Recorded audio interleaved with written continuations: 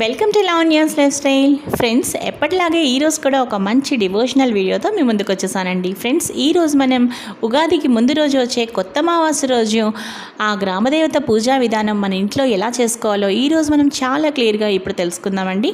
అలాగే Lavanya's life style ఛానల్ని మీరు ఫస్ట్ నుంచి ఫాలో అయ్యే వాళ్ళైతే మీకు తప్పకుండా మీరు ఆ వీడియోస్ని చూసే ఉంటారండి. నేను గ్రామదేవత పూజ ఇంట్లో ఎలా చేసుకున్నాను అనేది చాలా క్లియర్గా నేను అప్లోడ్ చేశాను. ఈరోజు మనం గ్రామదేవత పూజ మన ఇంట్లో ఎలా చేసుకోవాలో ఇప్పుడు చూద్దాం. ఫ్రెండ్స్, ఉగాదికి ముందు రోజు వచ్చే అమావాస్యని కొత్త అమావాస్య అంటారు. ఈ కొత్త అమావాస్య రోజున గ్రామదేవతను ప్రతి ఊర్లోనూ అక్కడ ఆయా పేర్లతోటి, అనగా మరినమ్మ తల్లి అని, నూకాలమ్మ తల్లి అని, దుర్గాలమ్మ తల్లి అని, పోలేరమ్మ తల్లి అని, ఇలా గ్రామదేవతల పేర్లు అనేకం ఉంటాయి. ఏ ఊరి ప్రజలు ఆ ఊరి గ్రామదేవత పేరు తలుచుకొని ఆ అమ్మవారికి ప్రతి సంవత్సరము కొత్త అమావాస్య రోజు చక్కగా పూజలు చేసుకొని నైవేద్యం పెడుతూ ఉంటారు.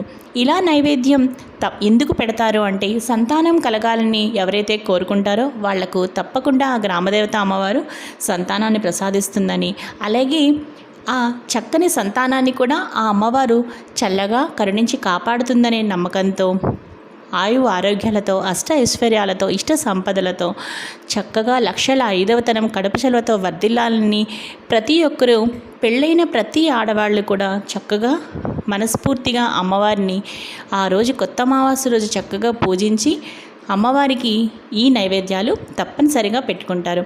మరి ఆ నైవేద్యాలు ఏంటో ఇప్పుడు తెలుసుకుందాం.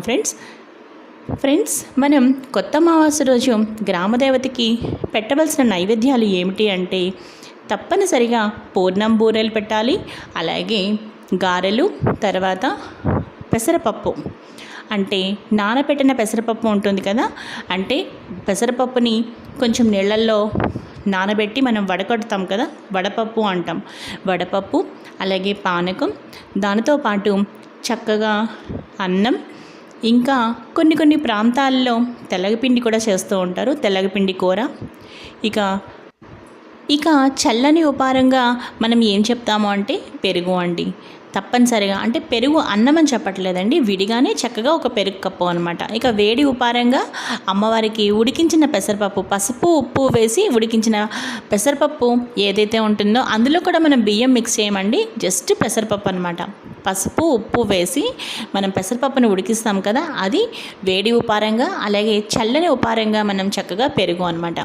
ఇప్పుడు మనం అసలు ఎలా అమ్మవారి పూజ చేసుకోవాలి, నైవేద్యాలు ఎలా మనం అరేంజ్ చేయాలి అనేది కూడా మీకు చెప్తాను. అంటే మన ఇంట్లో చేసుకున్న, అంటే మనం అమ్మవారికి పెట్టే నైవేద్యాలు 2 రకాలుగా సెపరేట్ చేయాలి. చాకలికి ఇచ్చేది ఒకటి, మన ఇంట్లో ఒకటి. అది కూడా మీకు నేను డీటెయిల్గా చెప్తాను అండి. ఇక ముందుగా అమ్మవారి పూజ చూసుకుందాం. ఫస్ట్ మనం చక్కగా ఏదైనా అమ్మవారి పటం తీసుకుని ఆ అమ్మవారికి చక్కగా కుంకుమ బొట్టు పెట్టి, మనం కూడా చక్కగా కాళ్ళకి పసుపు రాసుకొని కుంకుమ బొట్టు పెట్టుకొని చక్కగా దీపం వెలిగించి ఆచమనం, సంకల్పం, నైవేద్యం, ఇక ఆచమనం, సంకల్పం అన్నీ పూర్తి చేసుకున్న తర్వాత మనం నిత్య పూజా విధానం నేను ఒక వీడియో చేశానండి. సో ఆ వీడియో మనం చూసినట్టుగానే అదే విధంగా పూజ ముగించుకొని ఇక నైవేద్యాలు ఇప్పుడు మనం ఎలా అరేంజ్ చేసుకోవాలో మీకు నేను చెప్తున్నానండి.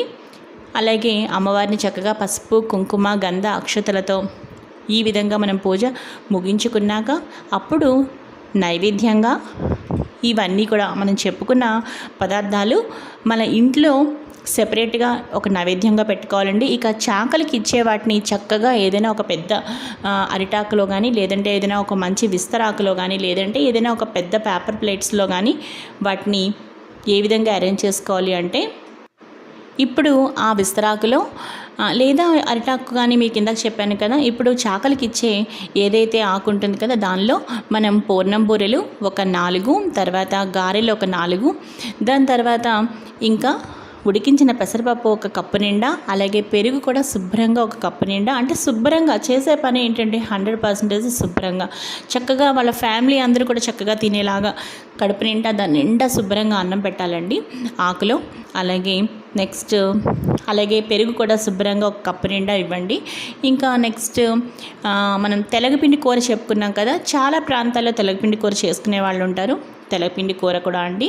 మనం ఇవన్నీ కూడా నైవేద్యం పెడతాము అమ్మవారికి. పెట్టిన తర్వాతనే 2 సెపరేట్గా మన ఇంట్లో ఉండే పూర్ణం బూరెలు, గారెలు, అలాగే అన్నం, తర్వాత మనం తయారు చేసుకున్న పెసరపప్పు, వడపప్పు, పానకం వాటన్నిటికీ నైవేద్యం పక్కన పెట్టుకుంటాం. అవి మన ఇంట్లో కుటుంబ సభ్యులు తింటాము. చాకలికి ఇచ్చేవన్నీ కూడా మనం ఏవైతే తయారు చేసిన పదార్థాలు ఉన్నాయో అవన్నీ కూడా చక్కగా ఆకులో అరేంజ్ చేసి శుభ్రంగా చక్కగా తృప్తిగా మనం పూజ ముగించుకుని నైవేద్యం పెట్టాక అప్పుడు ఆ చాకలికి మనం ఇవ్వాలి అండి.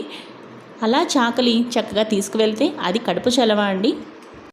ఇక మీ పూజ నైవేద్యం అన్నీ సమర్పించుకున్న తర్వాత మీ పూజ మొత్తం ముగించిన తర్వాత మీరు పూజ చేసుకున్న ఆ నీళ్లు ఉంటాయి కదా, అవి చక్కగా తులసి మొక్కలో సూర్యభగవాన్ని చూస్తూ పోసేసిన తర్వాత అప్పుడు చాకలికి మీరు ఇవ్వండి. సో ఈ విధంగా కొత్త అమావాస్య రోజు అమ్మవారిని పూజించి నైవేద్యాలు పెట్టి చాకలికి ఈ విధంగా. ఫ్రెండ్స్, నేను ఇదివరకు చేసుకున్న గ్రామదేవత పూజా విధానం మీరు చూస్తే మీకు ఇంకా క్లారిటీగా తెలుస్తుందండి. మీరు తప్పకుండా ఆ వీడియోని మిస్ అవ్వకుండా చూడండి. ఈ వీడియో ఎండ్ స్క్రీన్లో ఇస్తాను, అలాగే సజెస్టెడ్ కార్డ్స్లో కూడా ఇస్తాను.